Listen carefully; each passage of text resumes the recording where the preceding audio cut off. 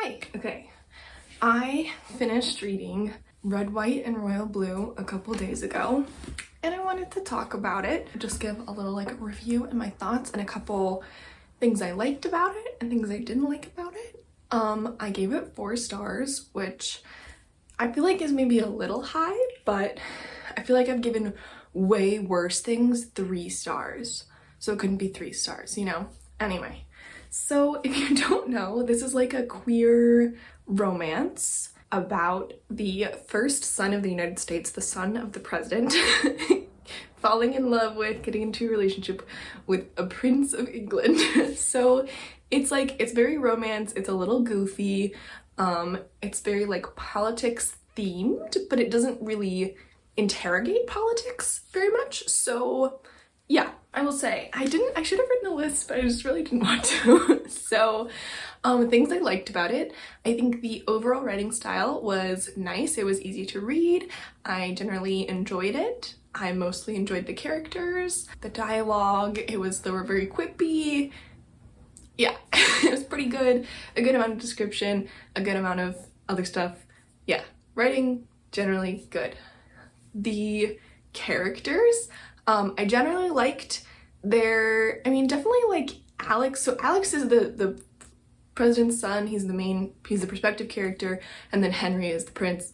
And I think Alex was pretty likable. Definitely, one of the things I noticed a lot is he's very party oriented, and there's a lot of references to drinking and a lot of drinking, which I don't know. I mean, I'm not someone who drinks a lot.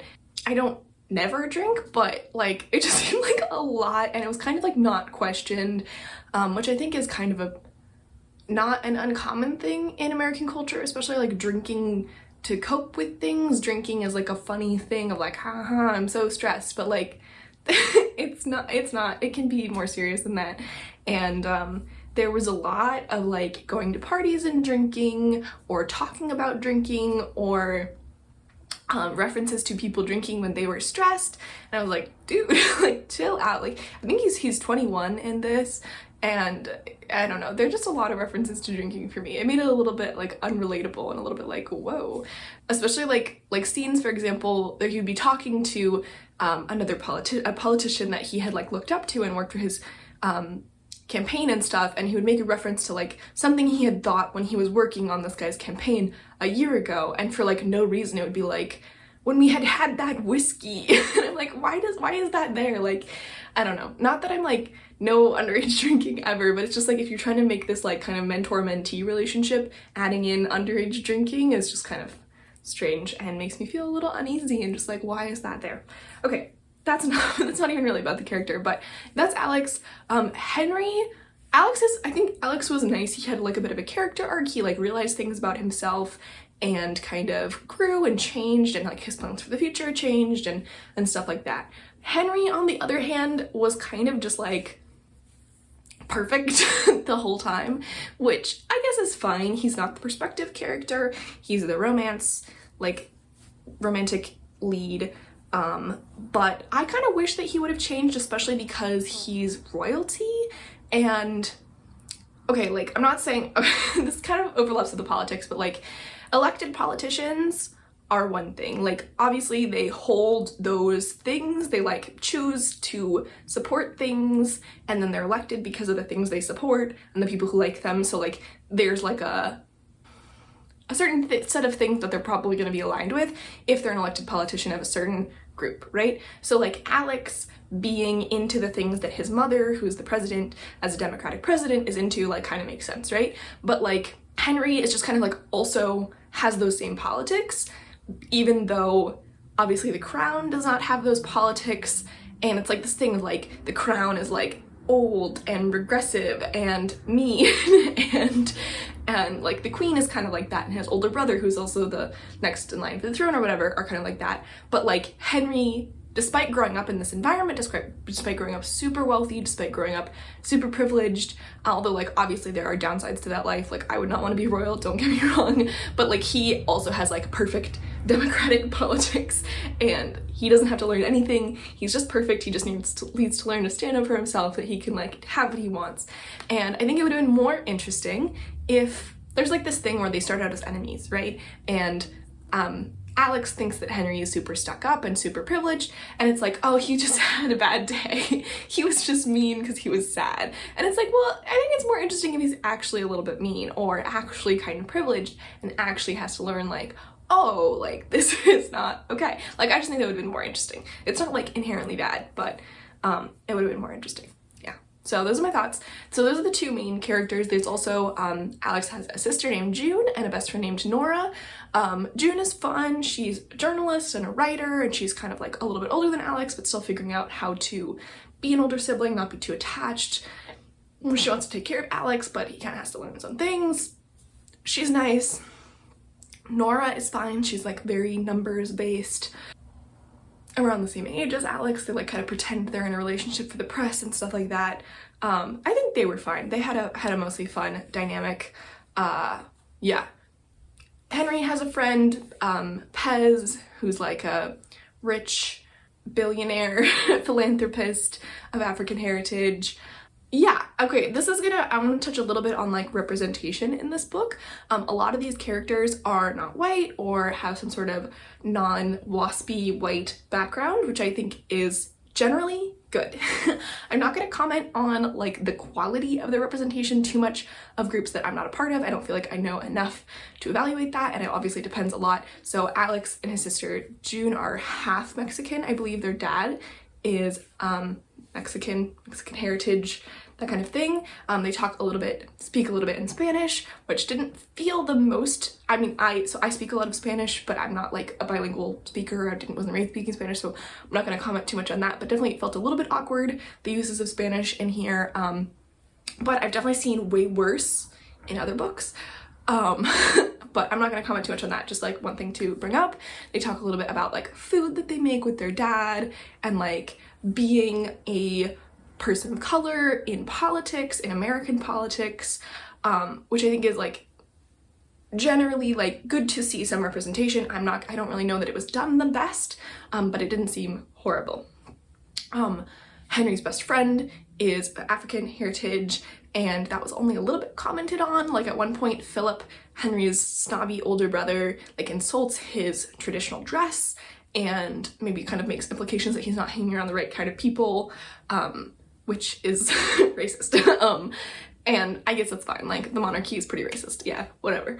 I will say Nora, the best friend, is Jewish, and we know this because she goes and celebrates Hanukkah with her family. Now, I've said this before, but I'm Jewish. I got my Magen David and my Hebrew name on. This was like literally like lowest, I guess maybe not lowest tier. Like it's not anti-Semitic, but it is like basically no like functional representation of Jewish characters. Like the only reason we know Nora is Jewish is because she's celebrating this holiday that's like not even an important Jewish holiday, and it's literally never brought up again. There's nothing else about her that's Jewish other than during a scene at Christmas time, she's off with her family celebrating Hanukkah. And like I get that it's just like a nice gesture from the author, but it's like like literally put in no effort to just like make this character Jewish. And I just, especially when it's like busy politics, there's like a lot happening in September and October. That's when like a lot of the climax is happening, and like that's when the most important Jewish holidays are happening. So like I like she could have used that to actually show that she knows a little bit more about Judaism and Jewish people, or like, I don't know, like literally anything else. Like Nora uses a Yiddish word, Nora references a Jewish food, like literally anything on top of that. Nora references her parents or her grandparents and their expectations for her. Like literally that's the only mention of anything Jewish, is that one sentence that Nora's celebrating Hanukkah with her family, which is again not even a major holiday. Like obviously it doesn't mean a lot to a lot of people, but like as far as holidays go in their importance in the religion and the culture, like Hanukkah's not that important. It is, I mean, I love Hanukkah, but like it's like the one thing that people know about Jews because it's kind of like Christmas because it happens in winter. It's just like literally the bare minimum effort. So like if that's what I notice as a Jew about her Jewish characters, I don't imagine the other characters that are not white Anglo-Saxon Protestants are necessarily represented to the best extent. I don't know her background, I don't know her sensitivity readers, so I'm not going to say that it's horrible, but that I felt like it was pretty horrible representation of a Jewish character. As far as like being meaningful, being meaningfully connected to and involved with Jewish identity, Jewish people. So yeah, sorry, I think I spent way too long on that, but that totally bothered me. And I have seen, they're making a movie, and in some Jewish corners of the internet, there's this, like, a couple people who were really upset that the actress cast to play Nora wasn't Jewish. And on the one hand, I get that, because a lot of times Jewish characters are played by non-Jewish actors, and it's kind of complicated. I have mixed feelings about it. But on the other hand, like, she's barely a Jewish character. Like, I don't really care about this, like, not at all Jewish character being played by a Jewish person when she's not even, like, a Jewish character. Like, I'd care more if there was, like, more representation of, like, actual Jewish things in her character, or, like, actual reflections of Jewish reality, but it's literally just, she's a little bit Hanukkah. Like, I couldn't care less about her, like, as a significant Jewish character, because she's just not. Anyway, that's a little bit about characters.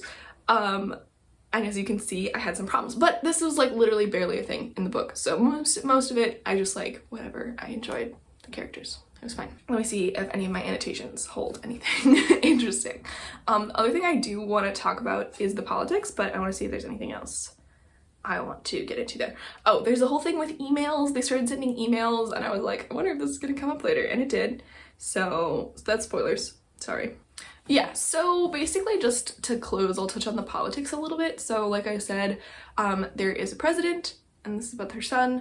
The president was elected in 2016. She's a woman, she's a Democrat, and this is very much like, it's a romance. It's not like a political thriller or commentary or anything. So I didn't like, it didn't bother me too much, but actually reflecting on the politics, it's very much like Democrats are good people. Like, okay, I'm a Democrat, like, I'm liberal, like, it's not bad because, like, Democrats are good, but it's uncomplicated. It's very much like a fantasy of what Democrats are in the US. Like, Democrats are good people, and they want good things, and they want them for good reasons, and Republicans are bad people, and they want, sorry, I got cut off by an alarm, but Republicans are bad people, they want bad things, and they do things duplicitously, and they're evil. Like, it's just like, there's a lot more to politics than that, and like saying that political institutions are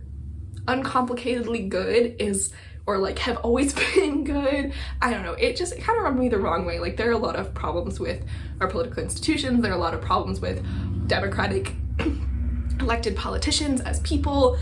There's like insider trading and corruption, and not that there's a ton of any corruption, I don't know. I'm not gonna like speak too much on this, but like the idea that it's uncomplicatedly good people who are motivated by the things that they're trying to do, they just want to help people or whatever, like, it's just very simplistic. And I read some other reviews, and that was definitely a problem for some people, and it did bother me a little bit. It was very much a fantasy. I mean, just the whole idea that like in 2016 this woman with her mixed race family and like anyone who was like, I was in my freshman year of high school during that election and everything. It's very much a fantasy of what could have been, and also if everything else was also perfect, kind of, on top of that. Obviously it's not like perfect, but like the motives and the actions of the Democrats are very much like perfect, I would say. So yeah, that definitely was like a little bit like, really? Like, come on. Especially, I don't think Casey McQuiston is a person of color, so coming as someone who is maybe better served by the Democratic Party historically than maybe many other people who align with that party, it's like, okay, like you're just kind of brushing over a lot of actual issues that would be relevant to these characters if they actually lived in the world that we lived in. So there's that. Don't come too hard on me.